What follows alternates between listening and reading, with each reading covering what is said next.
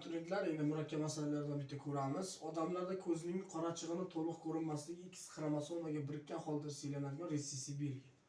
Ikkinchi qon guruhli ko'z qorachig'i to'liq ko'rinadigan degeterozigotali ota-onadan birinchi qon guruhli ko'z qorachig'i to'liq ko'rinmaydigan farzandlar tug'ilish ehtimolini toping.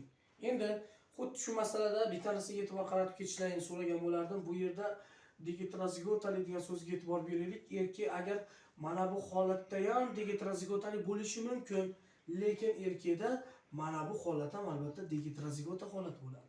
Shuning uchun bizda masala shartida bu narsa aytilmagan. Shuning uchun agar masalalarda shu javoblarda qaraganimizda javoblarga qarab turib ishlashga majbur bo'lamiz, shunaqa masalalar tushib qolsa yoki aniq aytilib ketishi kerak.